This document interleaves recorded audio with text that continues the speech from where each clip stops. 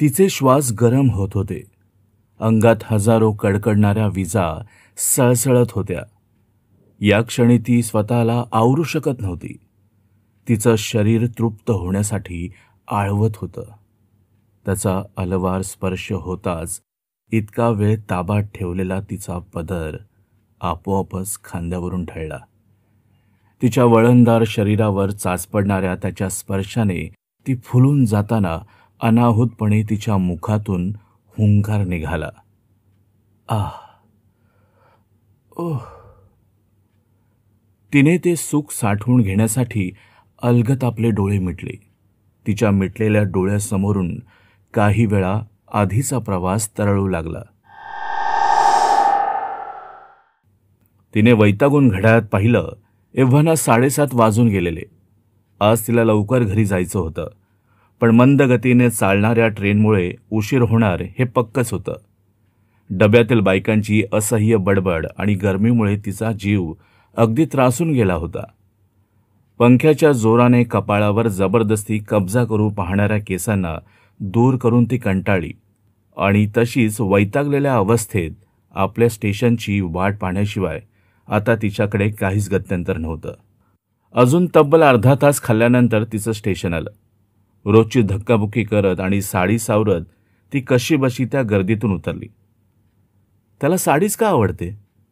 नेहमी त्याच्यामुळेच साडी नेसावी लागते आणि मग प्रवासात ही अशी तारांबळ उडते माझी. नाही नेसली तर?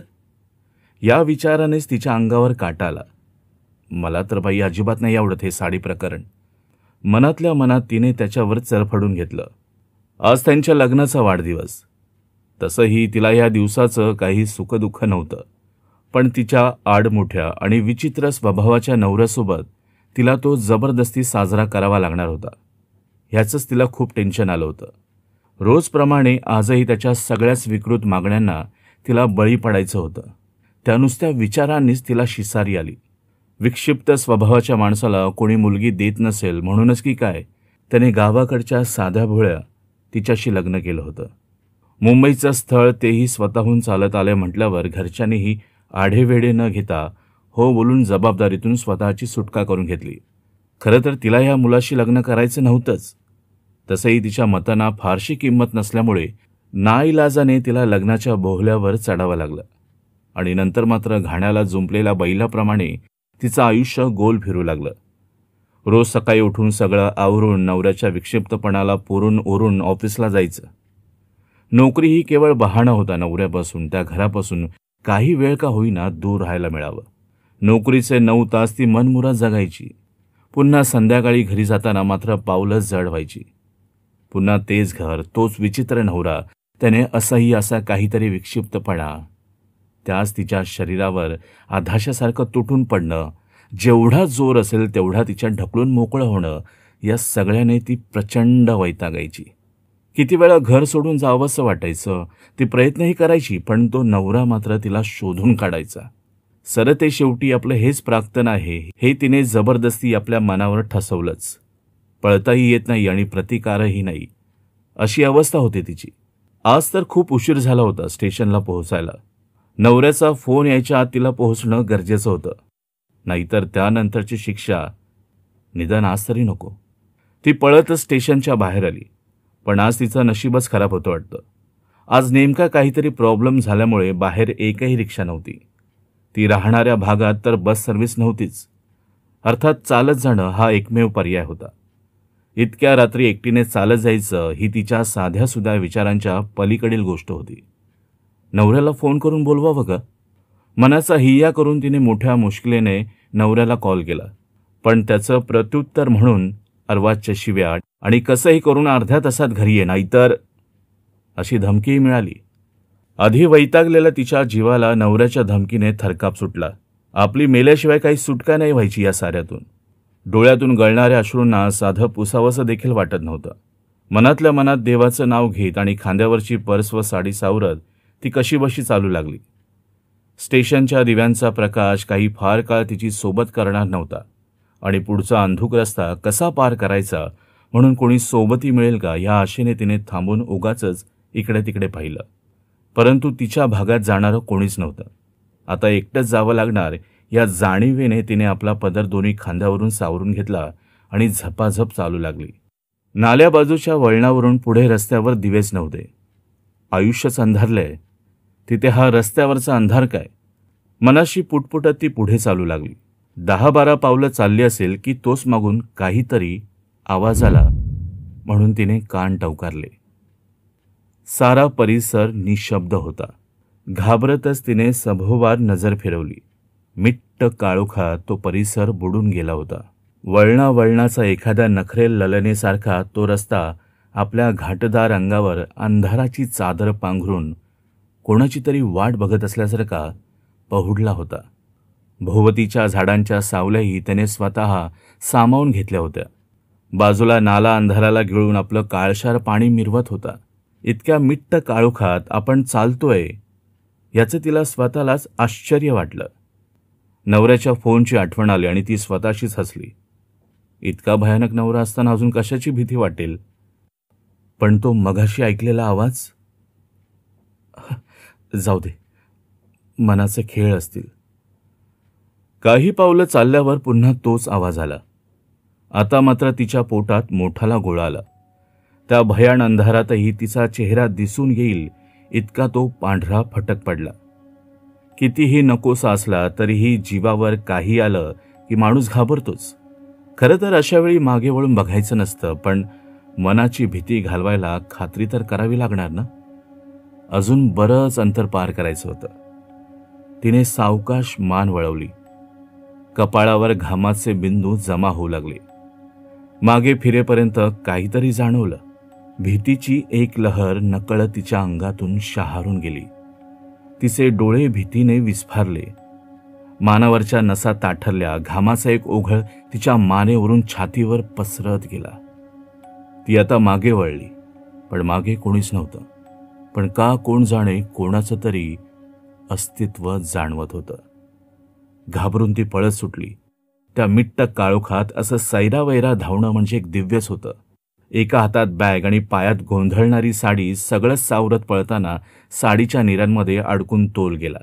धाडदिशी जमिनीवर आदळणार इतक्यात कोणीतरी तिला सावरल्यासारखं जाणवलं. या क्षणी तिला तो अदृश्य स्पर्श जास्त आश्वासक वाटला. तिच्याही नकळत तिला ती सेफ समजत होती. स्वतःला सावरून भारवल्यासारखी ती शांतपणे चालत घरी निघाली. घरी नवरा तिला शिव्या घालायच्या तयारीतच होता, पण रोज भित्र्या सशागत येणारी त्याची बायको आज एक निर्विकार हास्य घेऊन मजेत चालत येताना पाहून त्याची तळपायाची आग मस्तकात गेली. जन्मोजन्मीचा तिचा शत्रू असल्यासारखा तिचं हास्य त्याला हैराण करायचं. तिने घरात पाऊल टाकताच तिच्यावर शिव्याची लाखोली वाहिली. तरीही तिला स्तब्ध बघून त्याच्या डोळ्यात रक्त उतरलं. कपाळावरच्या शिरा फुगल्या. त्याने जोराने मानेला हिसका दिला. कोपऱ्यातली काठी घेऊन तिला खेचून जमिनीवर ढकललं. तरीही तिची काहीच हालचाल नाही. एखाद्या दगडी पुतळ्यासारखी ती पडून राहिली. आता त्याला राग आवरेनासा झाला. शक्य तितका जोर लावून त्याने त्या काठीचा रट्टा तिच्या पाठीवर मारला. तरीही ती तसूभरही हलली नाही की विव्हळली नाही. त्याचा चेव चढत गेला. तिच्या पाठी पोटावर मार पडत गेला. अंगावर वळ उठत होते, मात्र तोंडातून साधा हुंदकाही निघाला नव्हता. तिला रडताना बघून समाधान पावणाऱ्या त्याच्या अभिमानाला आज धक्का पोहोचला. त्याच्यातला विकृत पुरुषार्थ जागा होऊ लागला. तसा तो आधीपासूनच पाशवी आणि विकृत विचारांचा. त्यांच्यातल्या विकृतीला कंटाळून त्याचे आईवडील सुद्धा त्याच्यापासून दूर राहायचे. त्याचे शेजारी आणि ऑफिसवाले त्याला वचकून असायचे. तिच्याशी लग्न झाल्यावरही तो काही बदलला नव्हता. उलट त्याचे विचार तिच्यावर लादायला त्याने सुरुवात केली होती. आधीच लाजरी बुजरी ती अजूनच बावरून गेली. सतत त्याच्यापासून दूर राहायचा प्रयत्न करायची, परंतु त्याचं असं भीषण रूप तिने आजपर्यंत बघितलं नव्हतं. आता ती अशा काही गोष्टीला सामोरी जाणार होती ज्याची तिने कधी कल्पनाही केली नसेल. त्याच्यातील पशुला ती फक्त भक्ष्याच्या स्वरूपात दिसत होती. चवताळलेल्या वाघाने जशी भेदरलेल्या हरिणीवर झेप घ्यावी तसा तो तिच्यावर तुटून पडला. लग्न संस्थेच्या नावाखाली अजून एक समाजमान्य बलात्कार होत होता. ना ती प्रतिकार करत होती ना समर्पण. बऱ्याच काळानंतर शिकार सापडल्यावर असावा असा आसुरी आनंद त्याच्या चेहऱ्यावर ओसंडून वाहत होता. तिच्या अंगावरची साडी खेचून तिला विवस्त्र केलं. तिच्या उघड्या शरीराचे लचके तोडवे तसा तिच्यावर तो तुटून पडला.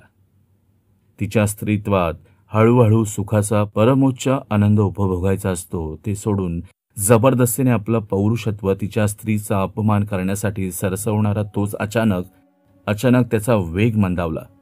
त्याने आपली नखं तिच्या हातावर ओतवून आधार घेत पुन्हा प्रयत्न करू लागला, पण त्याचं शरीर त्याला साथ देईना. आपल्याला नक्की काय होतंय हे न समजून तो घाबरला. त्याची उघडी छाती जी त्याच्या पुरुष असण्याच्या अभिमानाने फुगली होती ती भीतीने धपापू लागली.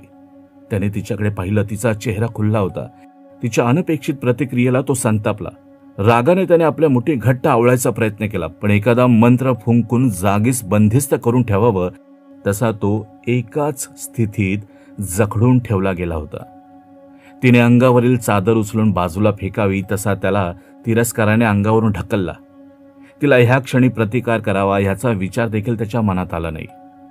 आयुष्यात पहिल्यांदा कोणत्या तरी स्त्रीकडून त्याला अशी वागणूक मिळत होती आणि त्या धक्क्याने त्याची मती बधीर होऊन गेली होती. त्याला ढकलून तिने आपली विस्कटलेली साडी नीट केली. चुरगळलेल्या निऱ्यांना चापून चोपून नीट बसवलं. तिच्या चेहऱ्यावर एक कसलंसं अनोखं तेज पसरलं होतं. तो मात्र भ्रमित असल्यासारखा तिच्याकडेच बघत राहिला. खरं तर त्याला बऱ्याच शिव्या द्यायच्या होत्या, परंतु त्याचं तोंड जबरदस्तीने शिवल्यासारखं बंद होतं. ती उठली आणि सावकाश चालत पुढे गेली. जणू तिथे कोणीतरी तिची वाट पाहत होता. त्या कोणाकडे तरी बघून तिने स्मित केलं आणि बऱ्याच काळानंतर स्वतंत्र झाल्याप्रमाणे त्याच्यात स्वतःला झोकून दिलं. तिचा नवरा तटस्थ उघड्या डोळ्यांनी जे चाललंय ते पाहत होता, कारण जे काही घडत होतं ते मेंदूच्या जाणीवेपलीकडे होतं. ती काहीतरी करते, पण कोणासोबत? दिसत तर कोणीच नाहीये. तिला आता फक्त तो दिसत होता, तिच्याकडे प्रेमाने ओथंबून भरलेल्या नजरेने बघणारा. त्याने तिला आपल्या बाहुपाशात खेचलं. ती शहारली. त्या शहाऱ्याच्या गोड झिंझिण्या तिच्या मेंदूवर घिरट्या घालू लागल्या. तिच्या शरीराला तो स्पर्श हवाहवासा वाटू लागला. ती अजूनच त्याच्या जवळ गेली. त्यानेही आपली मिठी तिच्या भोवती घट्ट केली. आजवरच्या आयुष्यात पहिल्यांदा ती इतका आश्वासक स्पर्श अनुभवत होती. त्या मिठीत तिला विरघळून जावंसं वाटत होतं. हा क्षण थांबून राहावा, कधी संपूच नये असं तिला वाटत होतं. तिच्या हृदयाची वाढलेली धडधड त्याला ऐकू येत होती. रोज भीतीने गोळा येणाऱ्या पोटात हजारो फुलपाखरं गुदगुल्या करत उडत होती. त्याने अलगद बोटांनी तिच्या चेहऱ्यावर येणाऱ्या बटेला बाजूला सारलं. तिचं विशाल कपाळ, माहीत नाही त्या ललाटावरच्या रेषांवर काय भविष्य गोंदवलं होतं, पण त्याचाच भाग म्हणून बाजूला पडलेल्या विस्फारलेल्या डोळ्यांनी पाहणाऱ्या त्या विकृत नवऱ्याच्या नावाचं कुंकू तिला समाजासाठी मिरवावं लागत होतं. त्याने आपले मऊ उबदार ओठ तिच्या कपाळावर टेकवले. तो स्पर्श तिच्या अंगात एक वेगळीच वीज निर्माण करून गेला. त्याच्या हव्याशा त्या मिठीतच तिचा श्वास अडकला. अतीव समाधानाने तिने हलकेच डोळे मिटले. पुन्हा तोच स्पर्श तिला आपल्या डोळ्यांवर जाणवला. त्या स्पर्शाने तिच्या शरीरात जणू हजारो विजा सळसळू लागल्या. कपाळापासून सुरू झालेला त्यांच्या ओठांचा प्रवास तिच्या मानेवरून उतरून खालच्या दिशेने कूच करत होता. तिचे श्वास गरम होत होते. अंगात हजारो कडाडलेल्या विजांची गरमी संचारली होती. अनाहूतपणे तिच्या मुखातून हुंकार निघाला. अंगात तापलेला प्रणयज्वर तिला अस्वस्थ करत होता. त्याच्या चुंबनाने तिचं शरीर हलकसं कंपन पावत होतं. तिच्या थरकणाऱ्या शरीराला तो अजूनच जोराने जखडत होता. तिच्या मऊशार कांतीवरून फिरणारा त्याचा हात तिच्या वक्षस्थळाच्या मधल्या भागातून तिच्या स्त्रीत्वाचा मार्ग काढीत खाली उतरत होता. त्याच्या स्पर्शाने ती अजूनच उत्तेजित होत होती. क्षणाक्षणाला तिच्या अंगावर उमलणाऱ्या रोमांचावर घामाचे थेंब दवबिंदू होऊन चमकत होते. शेवटी तिला तृप्त करणारा बिंदू त्याला सापडला. ती एखाद्या मासळीसारखी तडफडत होती. तिच्या तडफडून उठलेल्या शरीराला त्याच्या वेगाची साथ लाभून त्या प्रणयरसात ती चिंब भिजून गेली. त्या प्रणयाच्या तेजात तिचा चेहरा नुकत्याच उमललेल्या टपोऱ्या गुलाबासारखा फुलला होता. आजवर सुखाच्या शोधात असलेली ती पहिल्यांदाच तृप्त झाली होती. तिचा निवस्त्र देह घर्मबिंदूंनी चमकत होता. आपण इतके सुंदर असू शकतो? ती स्वतःशीच खुदकन असली. इतका वेळ प्राणायात न्हाऊन निघालेला स्वतःच्याच देहाला ती पुन्हा पुन्हा चाचपडत होती. आणि अचानक तिची नजर विस्फारलेल्या डोळ्यांनी पाहणाऱ्या तिच्या नवऱ्याकडे गेली. काहीतरी भयानक पाहून तो अर्धमेला झाला होता. तिच्यातील प्रियसीचा त्याने कधीच आदर केला नाही. तिच्या तडफडून उठणाऱ्या शरीराला कधी शांत केलं नाही. उलट स्वतःची हवस तिच्या शरीराला कुस्करून भागवून घ्यायचा. असा नवरा असून काय फायदा? तिने आपले तृप्त झालेले डोळे त्याच्याकडे रोखत त्याला एक मादक स्माईल दिली. दुसऱ्या दिवशी सकाळी पोस्टमार्टममध्ये तिच्या नवऱ्याचा मृत्यू हृदयविकाराच्या धक्क्याने झाल्याचं स्पष्ट झालं. शेजाऱ्यांनी तिच्याच बाजूने जबानी दिली. तिचा नवरा आधीपासूनच विक्षिप्त आणि हेकेखोर होता. त्याच्या विक्षिप्तपणाला वैतागून शेजारीही दुरावले होते. आजूबाजूच्या बायकांकडे तो अशा काही नजरेने पाहायचा त्याच्यावरून त्याच्या बायकोने काय सहन केलं असावं म्हणून सगळ्या शेजाऱ्यांकडून हळहळ व्यक्त होत होती. सुटली बिचारी. एक खाष्ट काकू न राहून बोललीच. तिच्या कानात ते शब्द शिरले. तिने चमकून त्या काकूंकडे बघितलं. त्यांनी गोऱ्या मोऱ्या होऊन तिथून काढता पाय घेतला. तीही आपल्या अनावर झालेले अश्रू पुसत घरात धावत गेली. धाडकन दरवाजा आपटला. आता सांत्वनासाठी कोणी येणार तर नव्हतंच आणि खोटी सहानुभूती पण नको होती तिला. दरवाजाची कडी घालता घालता ती हसू लागली. त्याच्या कैदेतून सुटका झाल्याची तिला ती खुशी होती. आणि अचानक काहीतरी तिला जाणवलं.